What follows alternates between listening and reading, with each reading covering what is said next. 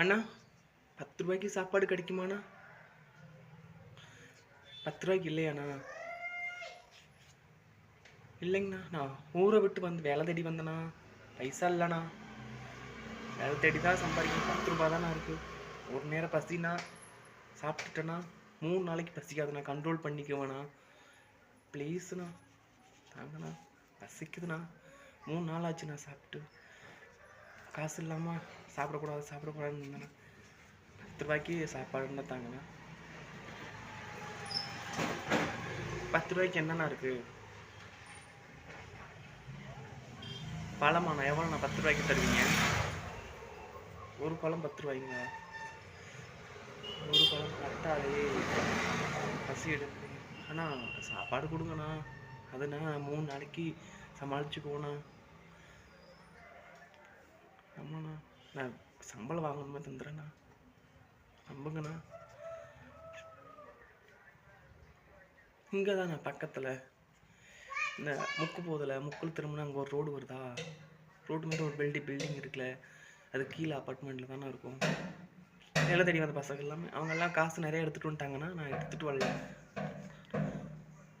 ப்ளீஸ்ண்ணா. ரொம்ப நன்றிண்ணா. ரொம்ப நன்றிண்ணா.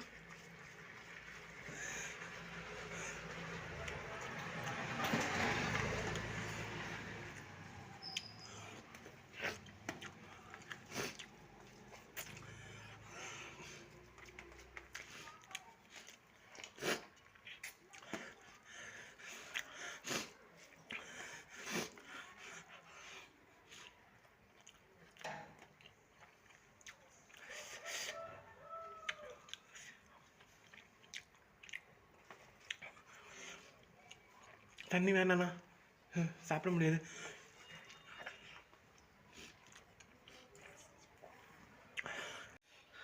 ஊருக்கு வேலை தேடி வந்து நாட்கள் கடந்துகிட்டே இருக்கு.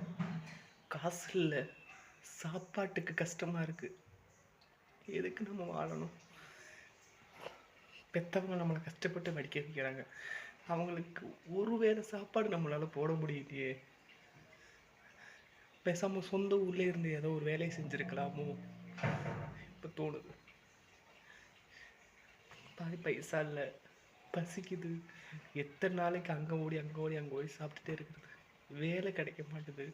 படித்த படிப்புக்கு ஒரு சின்ன வேலை கிடைச்சாலும் போதும். இப்போதைக்கு நான் அதை வச்சு நான் தள்ளி கொடுத்துட்டு நல்ல வேலை கிடைக்கிறப்ப ஜாயின் பண்ணிடலான்னு பார்த்தா ஒரு வேலை கிடைக்க மாட்டேது. அப்பா அம்மா அடிச்சிருக்கு. நான் வேலை தேடி வந்து என் சம்பாதிப்பவங்களை உட்கார வச்சு சாப்பாடு போடலான்னு நினச்சேன். அது நடக்காது போல். தினமும் என்னை குற்ற உணர்ச்சி போட்டு குத்தி குத்தி குத்தி குத்தி குத்தி கொண்டுட்டு இருக்கு. நான் வேலை கிடைச்சா சம்பாரிச்சு காப்பாத்துறேன்.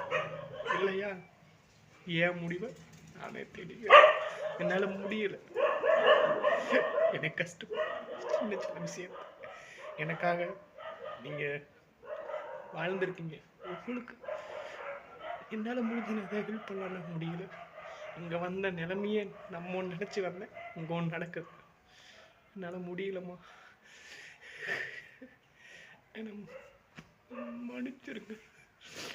நான் போகிறேன்.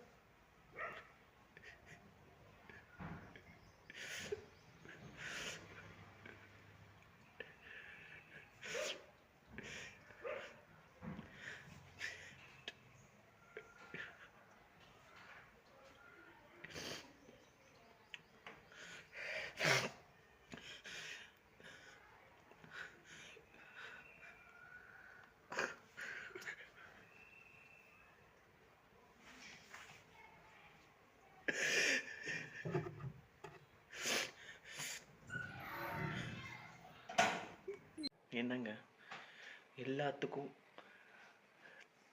தற்கொலை ஒரு பெரிய அது அவார்டு வாங்குற செயல்லாம் இல்லை, கேவலமான செயல். எதாக இருந்தாலும் வாழணும். வாழ்றது தான் வாழ்க்கை. உடனே எல்லாம் கிடச்சிடாது. முயற்சி பண்ணணும், பண்ணிக்கிட்டே இருக்கணும். அப்பையும் கிடைக்கலாட்டி அப்படியே விட்டுறணும். நமக்கு அதுதான். நம்ம முயற்சி மட்டும் கைவிடக்கூடாது. முயற்சி செய்யாதவன் வாழ்கிறதுக்கு சரித்திரம் கிடையாது, வாழவும் முடியாது. இது என் லைஃப்பில் ஏதோ சின்ன ஒரு மாற்றத்தினாலும் தற்கொலை முயற்சியிலேருந்து வெளியே வந்துட்டேன். அதுக்கு தான் இந்த காணொளி. நீங்கள் எந்த காரணத்தை கொண்டு எவ்வளோ பெரிய சூழ்நிலை வந்தாலும் இந்த முயற்சி பண்ணாதீங்க.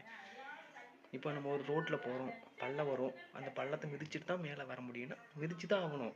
இல்லை நான் தாண்டேன்னா விழுந்துருவோம். அந்த மாதிரி தான் பள்ளம் மேடு வரதான் செய்யும். பள்ளத்தில் விழுந்து தான் திருப்பி மேட்டுக்கு வர முடியும். மேடாகவே கிடைக்கும். அதே மாதிரி தான் வாழ்க்கையும். இன்பம், துன்பம், துரோகம், பகை, கோபம், எல்லாம் நஷ்டம், இஷ்டம் எல்லாம் வரும். இதெல்லாம் கடந்து வரணுங்க. ஓகே, பாய்.